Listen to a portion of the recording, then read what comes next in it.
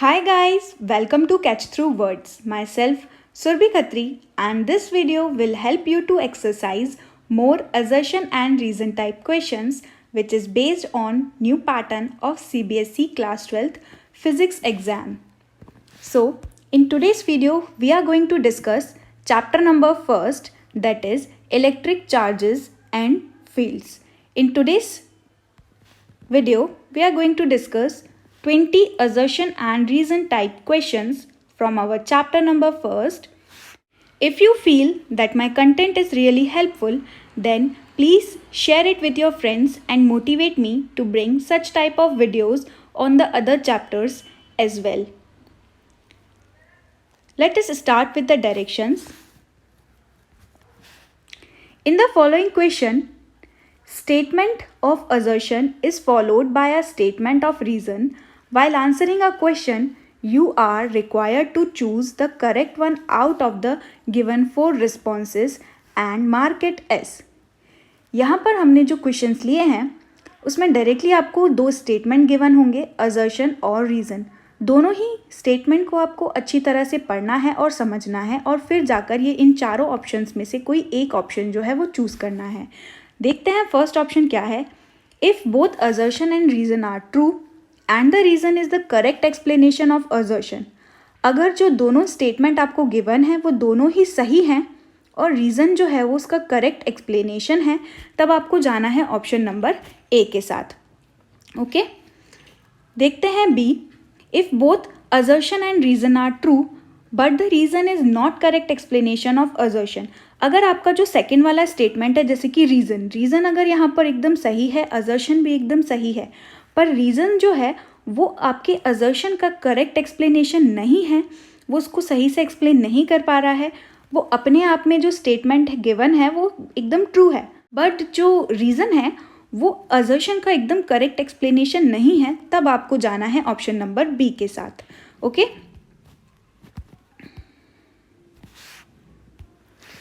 Option C. If assertion is true but the reason is false. Assertion यहाँ पर एकदम सही है लेकिन रीज़न जो है वो फॉल्स है, तो आपको जाना है ऑप्शन नंबर सी के साथ। D. If both assertion and reason are false. यहाँ पर दोनों ही जो गिवन स्टेटमेंट हैं वो दोनों ही गलत हैं अगर, तो आपको डी ऑप्शन को चूज़ करना है। मैं चाहती हूँ कि आप इन चारों ऑप्शंस को एक बार अच्छी तरह से देख लें, क्योंकि आगे जो मैंने क्वेश्चंस असर्शन और रीज़न बनाए हैं उसके बाद डायरेक्टली मैंने ए बी सी और डी ही लिखा हुआ है, उसमें आपको ये बार बार लिखा हुआ जो है ऑप्शन में वो नहीं दिखेगा। तो आप पहले ही देख लीजिए ऑप्शन ए में क्या है। दोनों असर्शन रीज़न सही हैं और रीज़न जो है वो करेक्ट एक्सप्लेन कर रहा है आपके असर्शन को, तो आपको चूज़ करना है ऑप्शन नंबर ए। बी। दोनों असर्शन रीज़न बिल्कुल सही हैं बट आपका जो रीज़न है वो ए का यानी कि असर्शन का करेक्ट एक्सप्लेनेशन नहीं है, तो आपको चूज़ करना है ऑप्शन नंबर बी। सी क्या है कि असर्शन तो एकदम सही है लेकिन जो स्टेटमेंट रीज़न में दिया हुआ है वो रीज़न का जो स्टेटमेंट है वही पूरा गलत है, तो आपको ऑप्शन नंबर सी चूज़ करना है। उसके बाद है ऑप्शन नंबर डी। दोनों ही यहाँ पर स्टेटमेंट जो गिवन है असर्शन और रीज़न दोनों ही गलत हैं, तब आपको जाना है ऑप्शन नंबर डी के साथ। नेक्स्ट, तो स्टार्ट करते हैं हमारे फर्स्ट क्वेश्चन से। फर्स्ट क्वेश्चन क्या है। Quantization effect of charge can be observed eight microscopic level. Reason because the step size of electric charge that is E is very small. देखिए यहाँ पर जो दिया हुआ है असर्शन की जो क्वांटाइजेशन इफेक्ट है वो चार्ज का सिर्फ माइक्रोस्कोपिक लेवल पर ही हम देख सकते हैं। तो हाँ, जो क्वांटाइजेशन है वो माइक्रोस्कोपिक लेवल से डील नहीं करता है। ये आपके एनसीईआरटी में भी अगर आपने अच्छी तरह से रीड किया हो तो उसमें भी ये लिखा है कि one can ignore quantization at a microscopic level. ऐसा इसलिए होता है क्योंकि जो फंडामेंटल चार्ज होता है, जैसे यहाँ पर भी लिखा हुआ है रीज़न में, because the step size of the electric charge E is very small. जो हमारा फंडामेंटल चार्ज होता है यानी कि जो बेसिक चार्ज है, बेसिक यूनिट ऑफ चार्ज है 1.6 × 10⁻⁻19 कूलम, इतना छोटा होता है कि जब हम मैक्रोस्कोपिकली इसको देखेंगे तो इसको डील करना बहुत इम्पॉसिबल सा हो जाता है। इसलिए जो क्वांटाइजेशन इफेक्ट है वो सिर्फ और सिर्फ माइक्रोस्कोपिक लेवल के लिए ही काम आता है। ओके, तो यहाँ पर गिवन स्टेटमेंट असर्शन और रीज़न दोनों ही एकदम सही हैं और जो रीज़न है वो करेक्ट एक्सप्लेनेशन है हमारे असर्शन का, इसलिए हम जाएंगे ऑप्शन नंबर ए के साथ। आई होप आपको ये समझ आया हो। बढ़ते हैं नेक्स्ट क्वेश्चन में। सेकेंड क्वेश्चन है हमारा, the Coulomb force is dominating force in the universe. 11th class में आप लोगों ने पढ़े होंगे 4 फंडामेंटल फोर्सेस के बारे में, जो कि है strong nuclear force, electromagnetic force, weak nuclear force और ग्रेविटेशनल फोर्स। तो यहाँ पर क्या लिखा गया है, देखिए जो कूलम फोर्स है वो सबसे ज़्यादा डोमिनेटिंग फोर्स है यूनिवर्स में।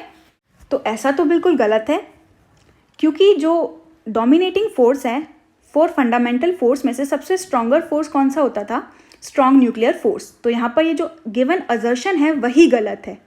तो असर्शन किस में गलत था, ऑप्शन नंबर डी में। अब जब असर्शन ही गलत है तो ऑब्वियसली दिया हुआ रीज़न कैसे सही हो सकता है ना। रीज़न में देखिए क्या है, the Coulomb force is weaker then the gravitational force. Gravitational is the most weakest force, ये आपने 11th क्लास में पढ़ा होगा। लेकिन यहाँ पर क्या लिखा हुआ है कि जो कूलम फोर्स है वो वीकर फोर्स है। तो यहाँ पर दोनों ही असर्शन और रीज़न दोनों ही एकदम गलत हैं। असर्शन भी गलत है और रीज़न भी गलत है, इसलिए हम यहाँ पर जाएंगे ऑप्शन नंबर डी के साथ। ओके, तो डी यहाँ पर सही है। बढ़ते हैं नेक्स्ट क्वेश्चन की तरफ। Third, assertion Coulomb force between 2 charge is a central force.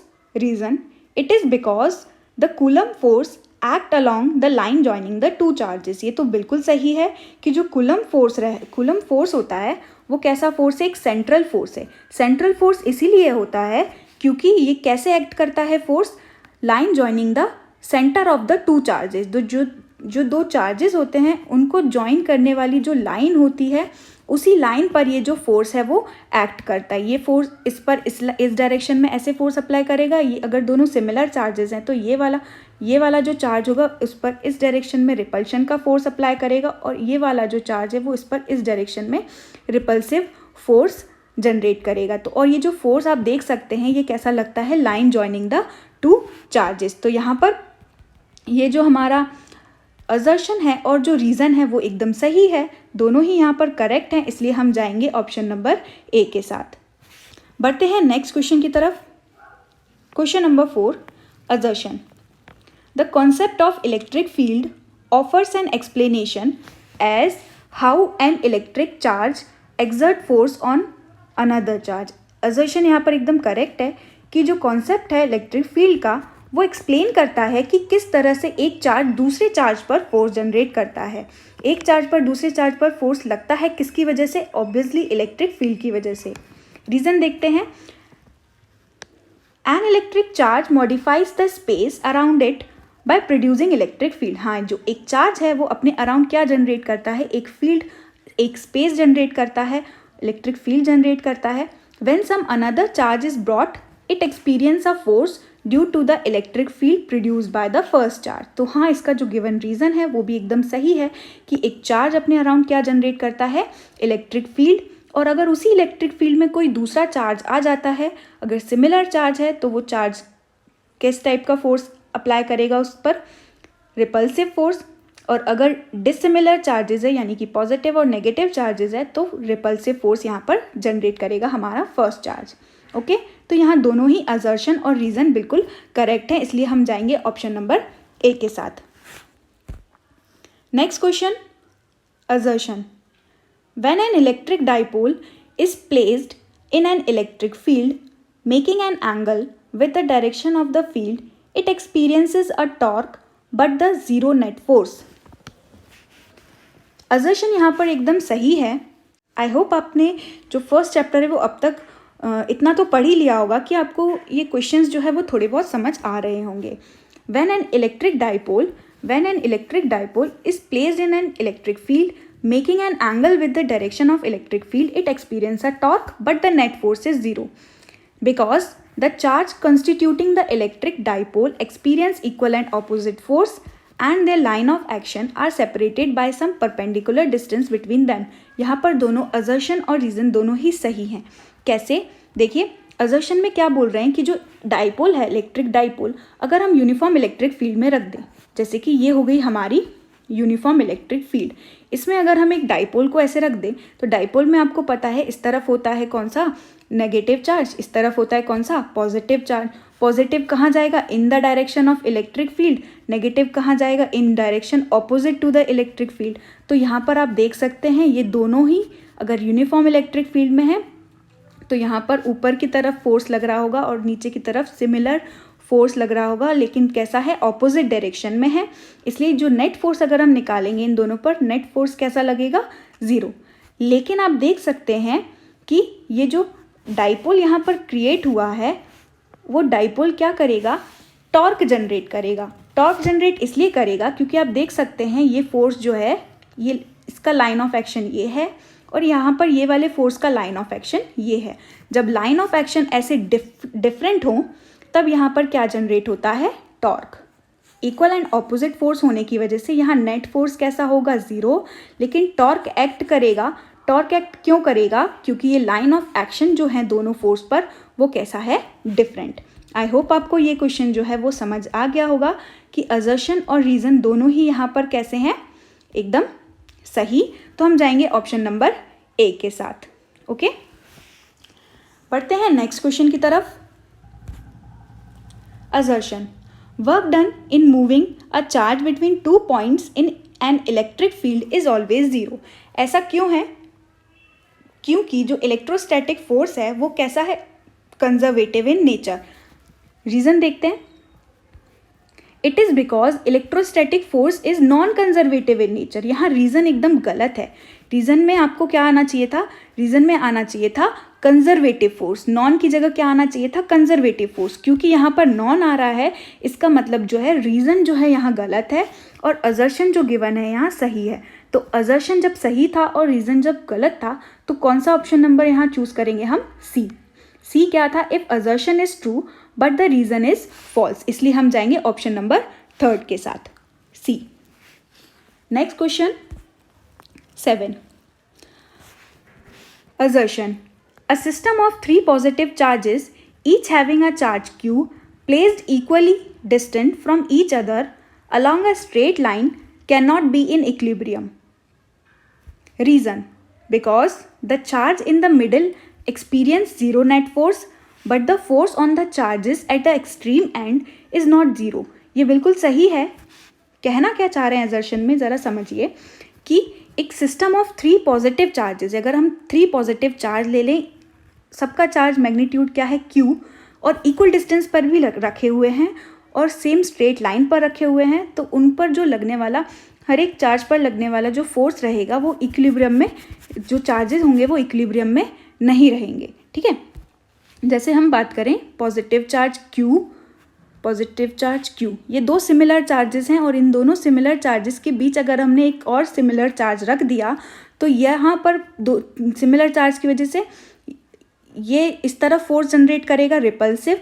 दूसरा एंड वाला चार्ज इस पर इस तरफ फोर्स करेगा, रिपल्सिव फोर्स। तो यहाँ पर जो नेट फोर्स बीच वाले चार्ज पर लगेगा वो कैसा होगा, 0। ठीक है, जो बीच वाला चार्ज रहेगा वो इक्विलिब्रियम में रहेगा। लेकिन अगर हम एक्सट्रीम वाले की बात करें, अगर हम एक्सट्रीम वाले चार्ज की बात करें तो इस वाले चार्ज की वजह से इस पर फोर्स इस तरफ लगेगा और इस वाले चार्ज की वजह से भी फोर्स कहाँ लगेगा, इस तरफ कुछ ऐसा लगेगा। ओके, तो यहाँ पर जो नेट फोर्स होगा वो तो 0 नहीं हो रहा है, आप देख सकते हैं यहाँ पर ये ऐड हो रहा है यहाँ पर।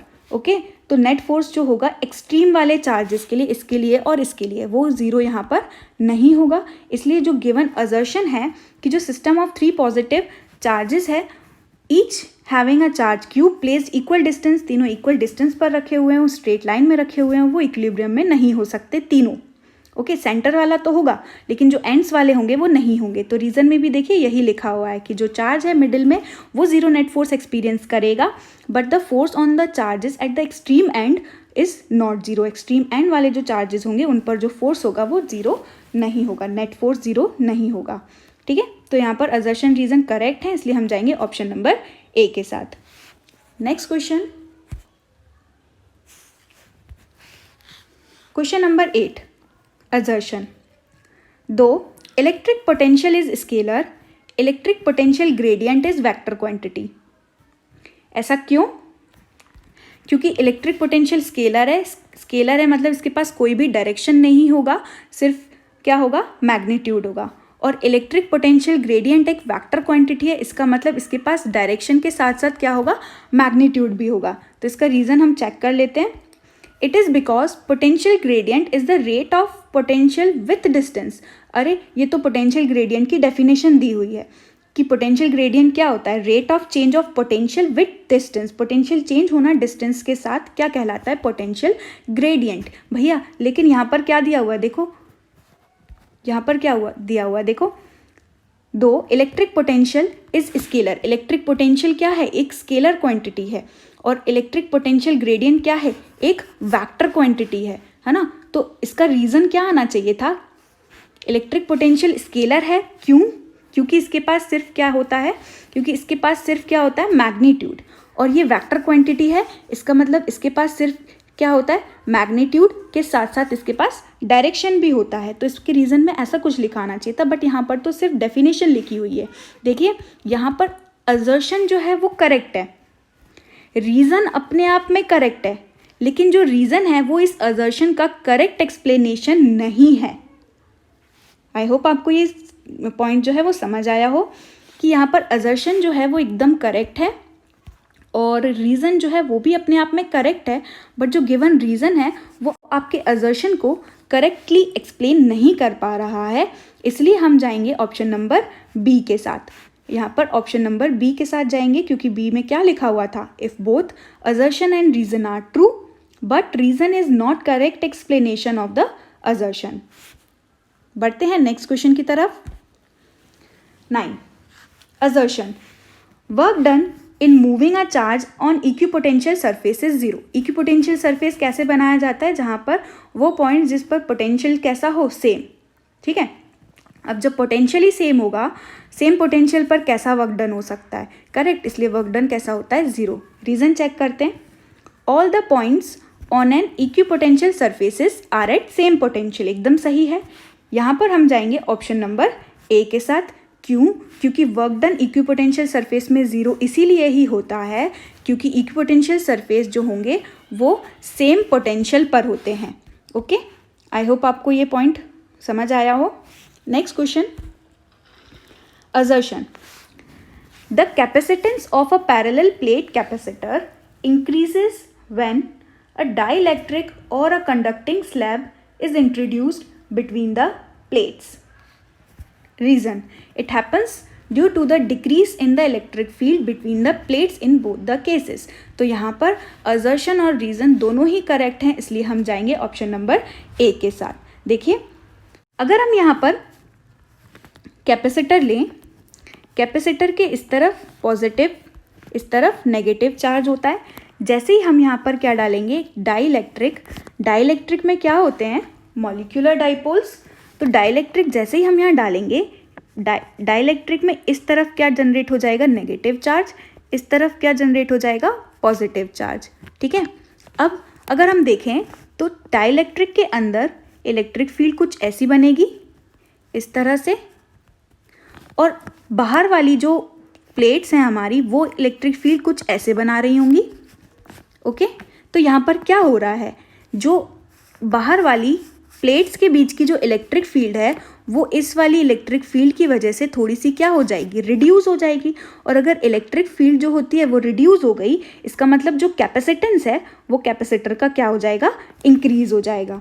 ओके, अब देखते हैं रीज़न। रीज़न में भी कुछ ऐसा ही लिखा हुआ है, देखिए, it happens due to the decrease in the electric field between the plates in both the cases. तो अगर हम कंडक्टिंग स्लैब लगाएं या फिर डाइलेक्ट्रिक लगाएं, दोनों में ही ऐसा होगा कि जो प्लेट्स के बीच जो इलेक्ट्रिक फील्ड क्रिएट हुई होगी वो क्या हो जाएगी, डाइलेक्ट्रिक डालने से वो रिड्यूस हो जाती है। और अगर इलेक्ट्रिक फील्ड रिड्यूस हो गई, इसका मतलब जो कैपेसिटर का कैपेसिटेंस है वो क्या हो जाएगा, इंक्रीज हो जाएगा। इसलिए यहाँ दोनों असर्शन और रीज़न एकदम सही हैं, तो हम जाएंगे ऑप्शन नंबर ए के साथ।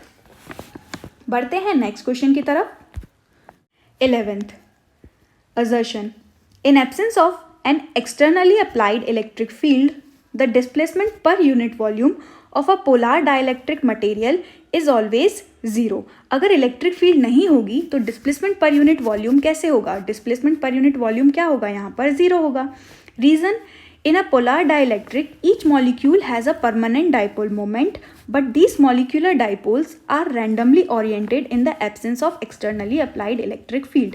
देखिए, जैसे हमने यहाँ पर बात की एक डाइलेक्ट्रिक की, एक मटेरियल की, इस मटेरियल के अंदर जो परमानेंट डाइपोल होते हैं, है ना, जो परमानेंट डाइपोल मोमेंट क्रिएट होता है इनके बीच, वो कैसा होता है? ऐसे रैंडमली ओरिएंटेड होते हैं। जो मॉलिक्यूलर डाइपोल्स होते हैं वो इस तरह से रैंडमली ओरिएंटेड होते हैं। रैंडमली ओरिएंटेड होने की वजह से इनका जो डिस्प्लेसमेंट पर यूनिट वॉल्यूम होगा वो कैसा होता है? ज़ीरो। अगर हम इक्वेशन देखें डिस्प्लेसमेंट पर यूनिट वॉल्यूम की, डिस्प्लेसमेंट की इक्वेशन होती है D is equal to epsilon naught E plus P। ठीक है, E क्या है यहाँ पर? एक्सटर्नली अप्लाइड इलेक्ट्रिक फील्ड, और P क्या है? पोलराइजेशन। अब जब इलेक्ट्रिक फील्ड ही नहीं लगेगी, इलेक्ट्रिक फील्ड मतलब कि ज़ीरो, तो यहाँ जो डिस्प्लेसमेंट होगा वो क्या हो जाएगा? ज़ीरो, क्योंकि इलेक्ट्रिक फील्ड है एक्सटर्नल अप्लाई नहीं हो रही, तो पोलराइजेशन कैसे होगा? अब जब पोलराइजेशन ही नहीं हो रहा, इसका मतलब जो डिस्प्लेसमेंट होगा मॉलिक्यूल डाइपोल मोमेंट का, है ना, या फिर हम बोले मॉलिक्यूलर डाइपोल्स का, वो डिस्प्लेसमेंट भी कैसा हो जाएगा? ज़ीरो। तो इसलिए यहाँ पर दोनों ही असर्शन और रीज़न दोनों ही एकदम सही हैं। ठीक है, तो जाएंगे ऑप्शन नंबर ए के साथ। Next question, assertion, the total charge stored in a capacitor is zero. एक सेकेंड, यहाँ पर आएगा सिग्मा अपॉन एप्सिलॉन नॉट और यहाँ पर आएगा सिग्मा। अब ठीक है, assertion, the total charge stored in a capacitor is zero. जो टोटल चार्ज एक कैपेसिटर के अंदर होता है वो कैसा होता है? वो कैपेसिटर के अंदर जो चार्ज रहता है वो कैसा रहेगा? ज़ीरो रहेगा, क्योंकि एक प्लेट के इस तरफ भी सेम डेंसिटी, इस तरफ भी सेम डेंसिटी, तो total charge inside the capacitor देखेंगे हम तो वो कैसा रहेगा? Zero. Reason, the electric field just outside the capacitor is sigma upon epsilon naught, where sigma is the charge density. Sigma charge density है, लेकिन electric field outside the capacitor कितनी होती है? सिग्मा अपॉन 2 एप्सिलॉन नॉट होती है, और inside कितनी होती है? Sigma upon epsilon not. यहाँ पर असर्शन एकदम सही है, लेकिन जो रीज़न है वो एकदम गलत है, इसलिए हम जाएंगे ऑप्शन नंबर सी के साथ। सी में क्या था? असर्शन सही है, और जो रीज़न है हमारा वो यहाँ पर क्या है? फॉल्स। रीज़न जो है हमारा वो यहाँ पर क्या है? फॉल्स है। ठीक है, रीज़न फॉल्स इसलिए है क्योंकि यहाँ पर दिया हुआ है कि जो इलेक्ट्रिक फील्ड है वो आउटसाइड द कैपेसिटर कैसी होती है? सिग्मा अपॉन एप्सिलॉन नॉट, बल्कि आउटसाइड क्या होती है? Sigma upon 2 epsilon not. और यहाँ पर ये जो असर्शन दिया हुआ है वो ये रीज़न उसका है ही नहीं, है ना, इसलिए यहाँ पर रीज़न तो बिल्कुल गलत ही है। रीज़न बिल्कुल यहाँ गलत है, असर्शन एकदम सही है, तो हम जाएंगे ऑप्शन नंबर सी के साथ। Next question, assertion, Gaussian surface is considered carefully. हाँ, गॉसियन सरफेस जो है वो बिल्कुल एकदम ध्यान से और केयरफुली हमें बनाना चाहिए। इसका रीज़न क्या है? The point where electric field can be calculated should be within the surface. यहाँ फिर से जो असर्शन है वो एकदम सही है कि हमको गॉसियन सरफेस बनाना है, तो हमें उसको केयरफुली कंसिडर करना पड़ेगा, केयरफुली ड्रॉ करना पड़ेगा।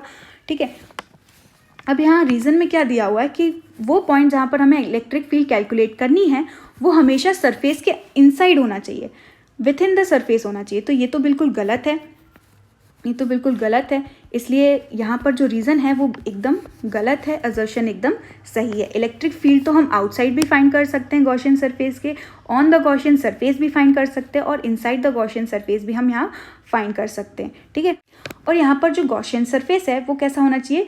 परपेंडिकुलर, लगभग परपेंडिकुलर होना चाहिए हमारी इलेक्ट्रिक फील्ड के। ओके, तो यहाँ पर फिर से ऑप्शन नंबर सी के साथ जाएंगे, जिसमें हमारा असर्शन एकदम सही है और रीज़न एकदम फॉल्स। बढ़ते हैं नेक्स्ट क्वेश्चन की तरफ। When charges are shared between any two bodies, no charge is really lost, some loss of energy does occur, some energy disappears in the form of heat, sparkling etcetera. तो ये तो बिल्कुल सही है, assertion भी और रीज़न भी, कि जो चार्जेस हैं वो एक्चुअली में शेयर्ड नहीं होते हैं, लेकिन दोनों बॉडीज़ के जो चार्जेस होते हैं वो बिल्कुल एक्चुअली लॉस्ट नहीं होते हैं, लेकिन कुछ जो एनर्जी होती है वो ज़रूर लॉस होती है। और वो जो एनर्जी होती है वो किस फॉर्म में होती है, या तो हीट के फॉर्म में या फिर स्पार्कलिंग के फॉर्म में। तो यहाँ दोनों ही असर्शन और रीज़न एकदम करेक्ट है, इसलिए हम जाएंगे ऑप्शन नंबर ए के साथ। बढ़ते हैं नेक्स्ट क्वेश्चन की तरफ। 15th assertion, electric line of forces never cross each other. तो इसका रीज़न तो आपको अब तक याद हो ही चुका होगा कि जो इलेक्ट्रिक लाइन ऑफ फोर्सेस हैं वो एक दूसरे को क्रॉस नहीं करती हैं। क्यों? क्योंकि at the point of intersection electric line of forces will have two direction and which is not possible. तो इसका रीज़न चेक करते हैं। Electric field at a point superimpose to give one resultant electric field. देखिए यहाँ reason जो है वो अपने आप में एकदम सही है कि जो इलेक्ट्रिक फील्ड है एक पॉइंट पर हम कैसे निकालते हैं। एक पॉइंट पर इलेक्ट्रिक फील्ड निकालने के लिए हम क्या करते हैं, रिजल्टेंट ड्रॉ करते हैं, है ना। एक रिजल्टेंट निकालते हैं सुपरपोजिशन प्रिंसिपल लगाकर, ठीक है। वो आपने किया होगा, दो या दो से ज़्यादा चार्जेस रखे हुए हैं, तो हम इस चार्ज के लिए अगर हमें निकालना रहता था तो इलेक्ट्रिक फील्ड हम कैसे निकालेंगे, इसकी वजह से इलेक्ट्रिक फील्ड, इसकी वजह से इलेक्ट्रिक फील्ड इस पॉइंट पर, और फिर उसका हम क्या निकालेंगे, रिजल्टेंट। तो जो रीज़न है वो अपने आप में एकदम करेक्ट है, असर्शन जो है अपने आप में एकदम करेक्ट है, लेकिन जो रीज़न है वो असर्शन को करेक्टली एक्सप्लेन नहीं कर पा रहा है, इसीलिए हम जाएंगे ऑप्शन नंबर बी के साथ। बी में क्या था, if both reason and assertion are true but reason is not correct explanation of the assertion। तो हम जाएंगे ऑप्शन नंबर बी के साथ। बढ़ते हैं नेक्स्ट क्वेश्चन की तरफ।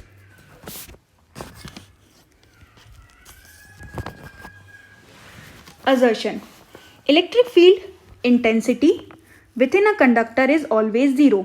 इलेक्ट्रिक फील्ड इंटेंसिटी जो है एक कंडक्टर के अंदर वो कैसी होती है, ज़ीरो होती है।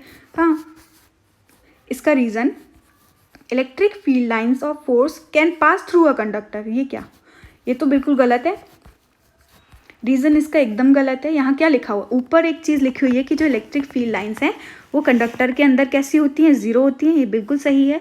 लेकिन यहाँ पर रीज़न में क्या लिखा हुआ है कि इलेक्ट्रिक लाइन ऑफ फोर्सेस जो हैं वो कंडक्टर से पास हो जाती हैं। तो रीज़न यहाँ पर एकदम गलत है, असर्शन एकदम सही है। तो हम जाएंगे ऑप्शन नंबर सी के साथ। Reason is true, the assertion is true but the reason is false। okay, next question, the mass of positively charged body is slightly less than the mass of negatively charged body। हाँ, positively charged body कब create होती है, जब उसमें से electrons जो हैं वो रिमूव होंगे। इलेक्ट्रॉन्स रिमूव हुए, इसका मतलब क्या हुआ, जो वो बॉडी हो गई वो थोड़ी सी बिल्कुल नेग्लिजिबल जो है उसमें मास डिफरेंस आएगा। नेगेटिवली चार्ज बॉडी मतलब कि उसमें एक्सेस ऑफ इलेक्ट्रॉन्स होंगे और इलेक्ट्रॉन्स के पास खुद का मास होता है, इसलिए हम बोल सकते हैं कि वो स्लाइटली उसका जो मास होगा नेगेटिवली चार्ज बॉडी का वो ग्रेटर हो जाएगा। इसका रीज़न चेक करते हैं। Loosely bounded electrons in material are transferred on rubbing. तो एकदम सही है कि ऐसा क्यों होता है, mass of positively charged body slightly less and the mass of the negatively charged body is greater, क्योंकि because loosely bound electrons in a material are transferred on rubbing. तो ऐसा इसलिए होता है क्योंकि इलेक्ट्रॉन्स जो हैं वो लूजली बाउंड इलेक्ट्रॉन्स जो हैं वो ट्रांसफ़र हो जाते हैं। ओके, तो हम जाएंगे ऑप्शन नंबर ए के साथ, क्योंकि यहाँ पर असर्शन और रीज़न दोनों ही करेक्ट है। 18th assertion, if a proton and an electron are placed in a same uniform electric field, they experience a different acceleration। Reason, electric force on a test charge is independent of mass। देखिए assertion में क्या बोल रहे हैं कि एक proton है और एक इलेक्ट्रॉन है, वो सेम यूनिफॉर्म इलेक्ट्रिक फील्ड में रखे हुए हैं, तो वो एक्सपीरियंस करेंगे डिफरेंट एक्सेलरेशन। असर्शन यहाँ एकदम सही है। देखिए अगर हम बात करें इलेक्ट्रिक फील्ड की, ये हमारी इलेक्ट्रिक फील्ड, ठीक है। अगर हम एक प्रोटॉन की और एक इलेक्ट्रॉन की बात करें तो जो प्रोटॉन होगा वो जाएगा in the direction of electric field. इस पर फोर्स कितना लगेगा, F is equal to q E. इस पर फोर्स कितना लगेगा, F is equal to q E. Electron देखेंगे तो ये जाएगा ऑपोजिट डायरेक्शन में, लेकिन इस पर फोर्स कितना लगेगा, मैग्नीट्यूड तो इतना ही रहेगा, F is equal to q E. दोनों पर जो फोर्स है वो कैसा लगेगा, सेम, ठीक है। लेकिन एक्सेलरेशन क्या होता है, एक्सेलरेशन होता है फोर्स पर यूनिट मास, दोनों पर फोर्स तो सेम लगेगा बट इलेक्ट्रॉन और प्रोटॉन का दोनों का मास कैसा होता है, अलग अलग, इसीलिए जो एक्सेलरेशन होगा दोनों पर वो एक्सेलरेशन भी कैसा होगा, अलग।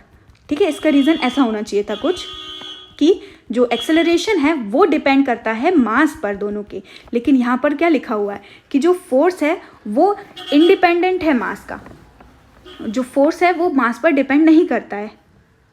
हाँ, तो जो फोर्स है वो मास पर डिपेंड नहीं करता है क्योंकि यहाँ लगने वाली जो फोर्स है वो क्या है, QE, तो यहाँ पर तो मास आ ही नहीं रहा। इसका मतलब रीज़न जो है वो अपने आप में सही है, असर्शन जो है वो अपने आप में सही है, लेकिन रीज़न जो है वो करेक्ट एक्सप्लेनेशन नहीं है असर्शन का, इसलिए हम जाएंगे ऑप्शन नंबर बी के साथ। ऑप्शन नंबर बी क्या था कि if both assertion and reason are true and the reason is not the correct explanation of assertion. I hope आपको ये क्वेश्चन समझ आया हो। बढ़ते हैं नेक्स्ट क्वेश्चन की तरफ। 19 assertion, Coulomb force between two charge is inverse square law force.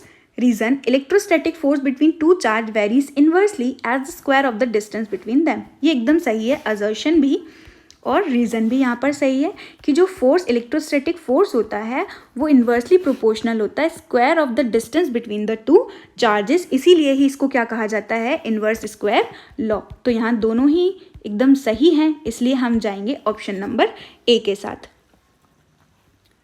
बढ़ते हैं नेक्स्ट क्वेश्चन की तरफ। तो ये है हमारा last question 20 assertion, electric field inside both charge spherical shell and charge sphere is zero.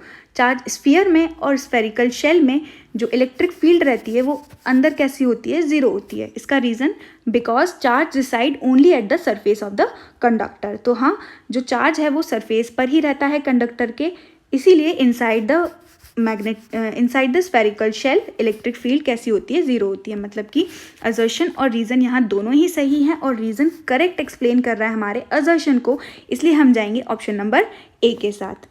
तो ये थे हमारे आज के क्वेश्चंस, असर्शन और रीज़न। आई होप आपको ये वीडियो जो है वो बहुत अच्छे से समझ आई हो, और अगर आपको यह वीडियो पसंद आई हो तो प्लीज़ लाइक कीजिए, सब्सक्राइब कीजिए चैनल को और शेयर कीजिए अपने फ्रेंड्स के साथ, और मुझे मोटिवेट कीजिए ताकि मैं और भी ज़्यादा अलग अलग चैप्टर्स के आपके लिए असर्शन और रीज़न के क्वेश्चंस बना पाऊँ।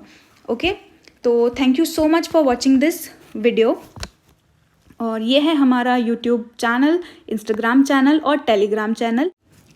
अगर आपको इस वीडियो का जो PDF है वो चाहिए PDF फॉर्म में, तो वो आपको मिल जाएगा हमारे टेलीग्राम चैनल पे, जो कि है फिजिक्स कैच थ्रू वर्ड्स। तो thank you so much for watching this video. मिलते हैं हमारी नेक्स्ट वीडियो में, तब तक के लिए bye bye. Thank you so much for watching this video.